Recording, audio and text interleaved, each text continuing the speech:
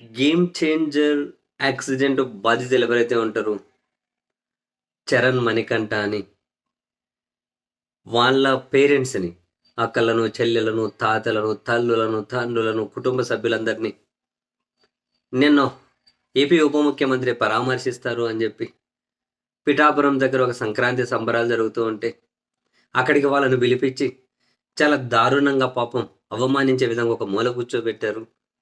ఈయన పరామర్శ కోసం వాళ్ళను వెయిట్ చేస్తూ ఉన్నారు.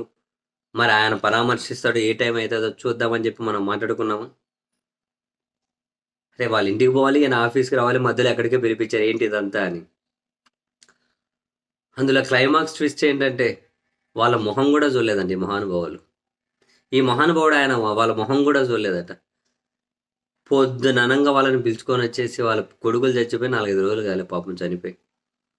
పొద్దుగనంగా వాళ్ళని పిలుచుకొని వచ్చేసి సంబరాలని చెప్పి వేదిక పైన అందరూ డ్యాన్సులు అవి ఇవి చేసుకుంటుంటే వీళ్ళని వేదిక కింద ఒక మూల కూర్చోబెట్టేసి వీళ్ళ మొహంగానే చూడకుండా వెళ్ళిపోయిందట. ఆ తర్వాత వాళ్ళు మీడియాతో మాట్లాడుతూ తాజాగా అంటూ ఉన్నారు, ఇంత మా కొడుకులు చనిపోయిన బాధలో మేమున్నాం, మమ్మల్ని ఇక్కడ ఒక దిక్కులేని వాళ్ళగా మూలను కూర్చోబెట్టేసి రోజంతా కూర్చోబెట్టేసి మా మొహంగానే చూడకుండా పంపిస్తారా? ఇంత అవమానాలు ఎందుకు మాకు? మేము కానీ మా పిల్లల దగ్గరికి వెళ్ళిపోతాం, మేము కానీ ఆత్మహత్య చేసుకుని చచ్చిపోతాం, మేము కానీ చచ్చిపోతాంలేండి. ఇంత దారుణంగా మమ్మల్ని ఇన్సల్ట్ చేయాల్సిన అవసరం ఉందా? అవమానించాల్సిన అవసరం ఉందా? మీ దగ్గర ఏమన్నా మేము డబ్బులు అడుగుతున్నామా?